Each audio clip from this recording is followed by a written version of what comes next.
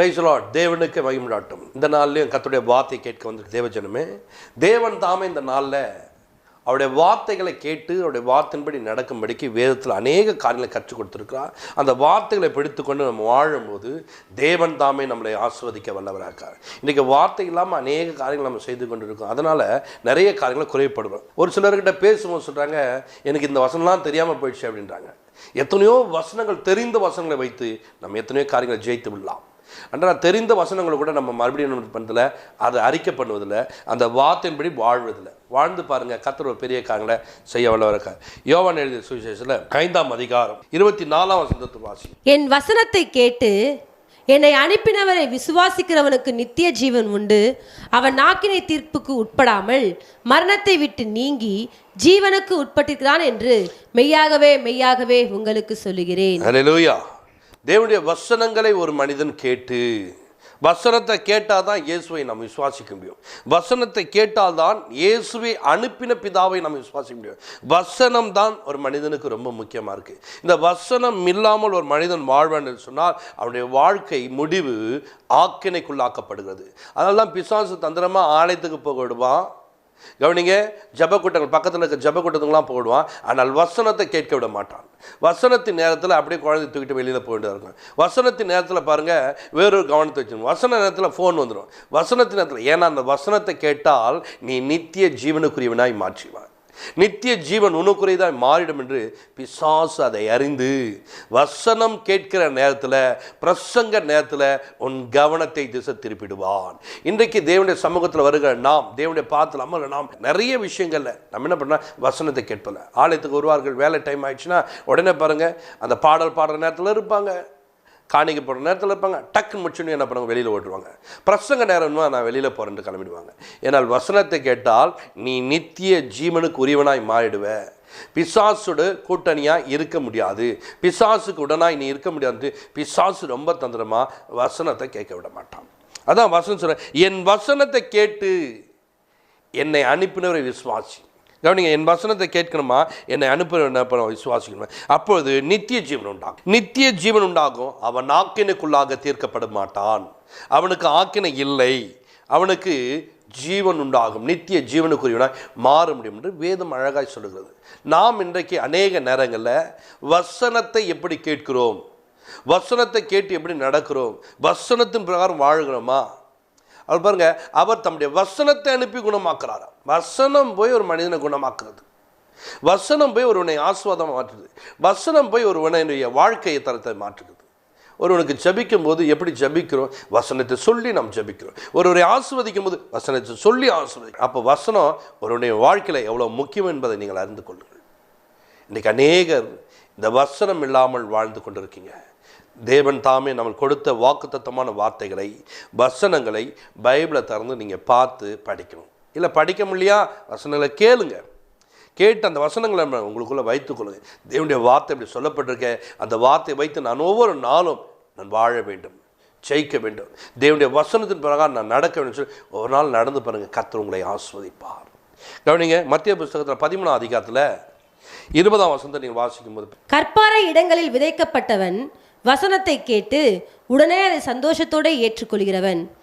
கவனிங்க, வசனத்தை கேட்டு உடனே சந்தோஷத்துடன் உடனே வசனத்தை கேட்ட உடனே கற்பாறை நிலத்தில் நிறைய பேர் வசனத்தை இன்னைக்கு கேட்குறாங்க. கற்பாறை நிலத்தை போல இருக்கிறார்கள். கொஞ்ச நேரம் அந்த வசனத்தை கேட்கிறார்கள், கொஞ்ச நேரம் அந்த வசனத்தை கேட்டு அந்த வசனத்தை நம்புகிறார்கள். கொஞ்ச நேரம் ஆனவுடனே அந்த கற்பாறை மேலே விழுந்த விதையானது வளரும். அந்த பாறை சூடேறினவுடனே அது என்ன பண்ணா, அது காய்ந்து போய்விடும், அது வளராமல் போய்விடும். அதுக்கு தான் 4 விதையை குறித்து சொல்லும்போது வசனங்கள் எப்படிலாம் கிரியை செய்து என்று வசனத்தை குறித்து சொல்லியிருக்கார். ஆனால் இன்றைக்கு கவனிங்க, அநேகருடைய உள்ளம் கற்பாறை போல காணப்படுகிறது. வசனத்தை கேட்கிறீங்களா, ஒரு நாள் 2 நாள், அதுக்கப்புறம் வசனம் இல்லை, மறந்துட்டேன். வாக்குத்தத்தத்தில் கேட்குங்க, அநேக சபைகளில் வாக்குத்தத்தங்கள் கொடுக்குறோம், வாக்குத்தத்தை கேட்குறோம், ஸ்டிக்கர் போல் ஒட்டுகிறோம், எல்லாம் செய்கிறோம். என்ன வார்த்தை கொடுத்தாங்க, ஐயோ நல்ல வார்த்தை அதுதான் மறந்துடுச்சு, நல்ல வார்த்தை அதுதான் எனக்கு தெரியல, நல்ல வார்த்தையை உள்ளே வச்சுக்க வேண்டியதானே. ஆனால் யாருன்னா திட்டுனா கெட்ட வார்த்தை, அந்த கெட்ட வார்த்தையை உள்ளே வச்சுக்க தெரிஞ்ச உங்களுக்கு நல்ல வார்த்தையை நீங்கள் உள்ளே வைக்கவில்லை. இந்த நல் வசனங்களை கேட்டு நீங்கள் நடக்கும்போது இந்த நல் வசனங்கள் உங்கள் வாழ்க்கை தரத்தை மாற்றும். நல் வசனங்களை கேட்டு நீங்கள் ஒவ்வொரு நாளும் உங்கள் பயணத்தை தொடர கற்றுக்கொள்ள வேண்டும். வசனம் உங்களுக்குள்ளே தங்கியிருக்க வேண்டும். கற்பாறையில் விழப்பட்ட விதையானது வசனத்தை கேட்டு உடனே கேட்குறான், வசனத்தை கேட்குறான், கேட்குறது தான் அவனுடைய வேலை. ஆனால் கேட்டு ஒரு சில நேரங்கள் ஒரு சில நாட்கள் மாத்திரம் வைத்து விட்டு விடுறான். இன்றைக்கி வசனத்தை கேட்கிற நாம் அதை விடக்கூடாது, அதை வைத்துக்கொள்ள வேண்டும். தேவன் இதை கொண்டு தான் ஆஸ்வதிப்பார். கவனிங்க, என்றைக்கோ ஒரு நாள் ஒரு டிரைவிங் லைசன்ஸ் எடுக்கிறோம். அந்த டிரைவிங் லைசன்ஸை நம்ம மறக்கிறோமா? எப்பொழுதும் நம்ம பாக்கெட்டில் வச்சு சுற்றிட்டு கொண்டு இருக்கோமே. ஏன் என்னை மடக்கிறாங்கன்னு சொன்னால் நான் இதை எடுத்து காண்பிச்சா தான் என்னை விடுவாங்க. அதனால் டிரைவிங் லைசன்ஸ் ரொம்ப முக்கியம். ஃபோனை நம்ம மறக்கத்தே கிடையாது. ஃபோனை எப்போதும் நம்ம பாக்கெட்டில் வச்சுட்டு போகிறோம். ஆனால் அதை விட விலையேற பெற்ற ஒரு வார்த்தை வசனம். வானமும் பூமியை ஒழிந்தாலும் என் வார்த்தை ஒழியாதென்று வார்த்தையை நிலைப்படுத்தி வைத்திருக்கிறார். அந்த வார்த்தையை நம்ம என்ன பண்ணுறோம்? அநேக நேரத்தில் விட்டு விடுகிறோம். அந்த வார்த்தையை என்ன பண்ணுறோம்? மறந்து விடுகிறோம். அந்த வார்த்தையை என்ன பண்ணுறதுல கவனம் இல்லாதவளாக இருக்கிறோம். இன்றைக்கு தேவ சமூகத்தில் வந்திருக்க பிள்ளையே, வசனங்களை ஞாபகத்துக்கு வைத்துக்கொண்டு வசனத்தை கேட்டு அதை விட்டு விடாதபடிக்கு உங்களுக்குள்ள வைத்துக்கொள்ள வேண்டும். நல்ல நிலத்தில் விழப்பட்ட விதை அறுவடைக்கு மிகுதியாக இருக்கும். அந்த நல்ல நிலத்தில் விழப்பட்ட விதை குறித்து மார்க் புத்தகத்தில் பார்த்தீங்கன்னா 4ஆம் அதிகாரம் 20ஆம் வசனம், வசனத்தை கேட்டு ஏற்றுக்கொண்டு வசனத்தை கேட்டு ஏற்றுக்கொண்டு 1:30 1:30 1:60 1:60 1:100 பலன் கொடுக்கிறார்கள். இவர்களே நல்ல நிலத்தில் விதைக்கப்பட்டவர்கள் என்றார். இவரை குறித்து சொல்றாரு, நல்ல நிலம். இந்த நல்ல நிலம் கேட்கிறது மாத்திரம் இல்ல, அதை ஏற்றுக்கொள்வார்கள். இன்றைக்கு வசனத்தை கேட்கிற நாம் அவைகளை ஏற்றுக்கொள்கிறோமா? வசனத்தை கேட்கிற நாம் அந்த ஏற்றுக்கொள்ள அதன்படி வாழுகிறோமா? பாருங்க, சபைக்கு வருகிறோம், வசனத்தை கேட்கிறோம். வசனத்தை தாங்க கேட்டுனுக்கோம். இப்போ கூட கேட்டுன்னு தாங்க இருக்கிறேன். வார்த்தையை தாங்க கேட்டுனுக்கேன். இப்போ கூட டிவி கூட அதை தாங்க கேட்டுனுக்கேன். கேட்டுங்கிறது நல்லது தாங்க. அதை ஏற்றுக்கொள்கிறீங்களா? நீங்கள் ஏற்றுக்கொண்டு பாருங்கள். நீங்கள் 1க்கு 30 30க்கு 60 60க்கு 100 பலன் தருவாய். பலன் தரக்கூடியவனாய் கர்த்தர் வைத்திருக்கிறார். இவர்களை குறித்து ஆண்டவர் சொல்றார், நல்ல நிலம். கேட்கிற மனிதர்கள் இன்றைக்கு ஏற்றுக்கொள்ளாமல் போவீங்கன்னா நீங்கள் கெட்ட நிலமாய் காணப்படுவீர்கள். கெட்ட நிலமாய் வைப்பதற்காக உங்களை அழைக்கவில்லை. நம்ம எங்கேயோ வாழ்ந்து கொண்டு வந்தோம். துன்மார்க்கமாய் ஜீவித்த ஒவ்வொருவரும் கர்த்தர் தெரிந்து கொண்டு ரட்சித்து அவருடைய பிள்ளையாய் மாற்றிருக்கிறார். என்னை ரட்சித்து அவர் மாற்றியதுனால கவனிங்க, இன்றைக்கி நீங்கள் நல்ல நிலமாய் காணப்படுகிறீர்கள். இந்த நல்ல நிலம் வசனத்தை கேட்கிறது மாத்திரம் இல்லை, வசனத்தை கேட்டு அவைகளை ஏற்றுக்கொள்ள வேண்டும். அல்லேலூயா. நீங்கள் ஏற்றுக்கொண்டு நடப்பீர்கள்னு சொன்னால் கர்த்தர் உங்களை ஆசீர்வதிப்பார். இன்றைக்கி அழைத்து போகிற ஜனமே, வசனத்தை நான் கேட்குறேன்னு சொல்லிட்டு எங்கேயோ ஒரு கவனத்தை வச்சிடாத. உங்கள் இதயத்தை அதுக்குள்ளே கொஞ்சம் நேரம் செலுத்திப்பார். ஆண்டவர் இந்த வசனத்தில் என் கூட என்ன பேசுகிறார் என்பதை ஒற்று கவனித்துப்பார். அந்த வசனம் உன்னை உயர்த்திவிடும். அந்த வசனம் உன்னை வாழ வைத்துவிடும். அந்த வசனத்தினாலே நீ மேன்மை அடைவாய். அந்த வசனத்தினாலே உனக்கு ஒரு கனம் உண்டாகும்.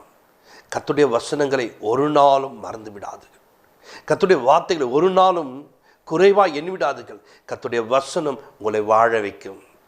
கர்த்தருடைய வசனத்தினாலே நீங்கள் உயர்ந்து காணப்படுவீர்கள் என்று வேதம் அழகாய் சொல்லி. அல்லேலூயா. கவனிங்க, வசனத்தை கேட்டு அவைகளை ஏற்றுக்கொள்ளுகிற ஒரு மனிதனாய் மாற வேண்டும். ஏற்றுக்கொள்ளும் போது நீ வெறுமையானவன் அல்ல, உனக்குள்ள 30 60 100 கர்த்தருடைய வைத்து நல்ல நிலம் என்று சொல்லுகிறார்.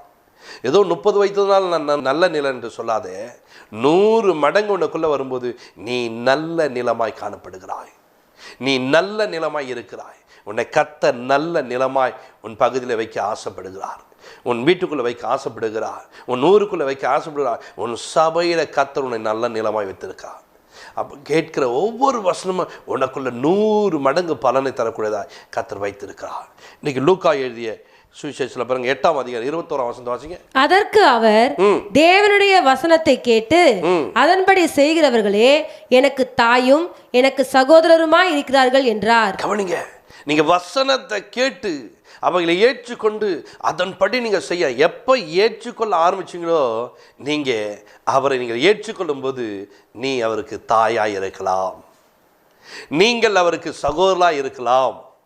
நீங்கள் தாயும் நீங்கள் சகோதரமாய் இருக்கிறது மாத்திரம் இல்லை, கவனிங்க, தேவன் கவனிங்க, ஆண்டவராகிய இயேசு கிறிஸ்து உன்னுடைய சகோதரனாக இருப்பார், உனக்கு பிள்ளையாக இருக்கிற என்று சொல்கிறார். கவனிங்க, இன்னைக்கு வசனத்தை கேட்கிறோமா, ஏற்றுக்கொள்கிறோமா, அதன்படி வாழ்கிறோமா? வசனத்தை கேட்குற ஒரு மனுஷனை குறித்து சொல்கிறார், நீங்கள் என் தாய், நீங்கள் என் சகோதரன் என்று சொல்லுகிறார். இன்றைக்கு நம்முடைய சகோதரனாய் நாம் ஏற்றுக்கொள்வதற்கு வசனத்தை கேட்க வேண்டும், வசனத்தை ஏற்றுக்கொள்ள வேண்டும். நல்ல நிலமாய் காணப்படணும். இயேசு உன் மூலமாய் மகிமைப்படுவார், இயேசு உன்னை கொண்டு பெரிய காரணம் செய்வார். இன்றைக்கு தேவனுடைய பிள்ளைகளாய் காணப்படணும்னா நிறைய நேரங்களில் வசனத்தை கேட்பதில்லை, வசனத்துப்படி வாழ்வதில்லை. ஆலயத்துக்கு போகிறோம், ஒரு சிலர்கிட்ட கேட்பேன், வசனம் அதெல்லாம் எனக்கு தெரியாதுங்க பாஸ்டர், அதெல்லாம் எனக்கு தெரியாது, அந்த காரியெல்லாம் எனக்கு புரியலை பாஸ்டர் அப்படிங்க. அப்போ என்ன தான் போன ஆலயத்துக்கு? பாட்டு பாடுவேன், ஜபம் பண்ணுவேன். ஏங்க, பாட்டு பாடுறது நல்லது தான், ஜபம் பண்ணுறது நல்லது தான். அதை விட வசனத்தை கேட்டு அதன்படி வாழ கற்றுக்கொள்ள வேண்டும். நீ வசனத்தை கேட்கும் போது நீ இயேசுவுக்கு உறவினராய் மாறிவிடலாம். இயேசுவுக்கு உனக்குள்ள நல்ல ஒரு ஐக்கியம் ஏற்படும். எபேசியர்ல 1ஆம் அதிகாரம் 13ஆம் வசனத்தை வாசிங்க. நீங்களும் உங்கள் ரட்சிப்பின் சுவிசேஷமாகிய சத்திய வசனத்தை கேட்டு விசுவாசிகள் ஆனபோது வாக்குத்தத்தம் பண்ணப்பட்ட பரிசுத்த ஆவியால் அவருக்குள் முத்திரை போடப்பட்டீர்கள். நல்ல கவனிங்க, வசனத்தை கேட்டு ஒரு மனுஷன் நடக்கும் போது அவன் முத்திரை போடப்பட்டவனாய் மாறுகிறான். அது அவருக்கென்று பிரித்து எடுக்கிற ஒரு காரியமாய் காணப்படுது.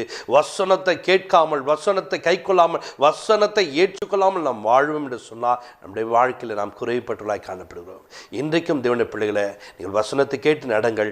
ஆண்டவர் உங்களை முத்திரை போட்டு வைத்திருக்கிறார். நீங்கள் அவருக்குரியவர் என்பதை கர்த்தர் பிரித்து வைத்திருக்கிறார். இன்றைக்கு தேவ சமூகத்தில் வந்திருக்க நாம் அப்படி நடக்க கற்றுக்கொள்வோம். அல்லேலூயா. அப்படி நடக்கும் போது தான் உனக்கு ஒரு நித்திய ஜீவனை கர்த்தர் வைத்திருக்கிறார்.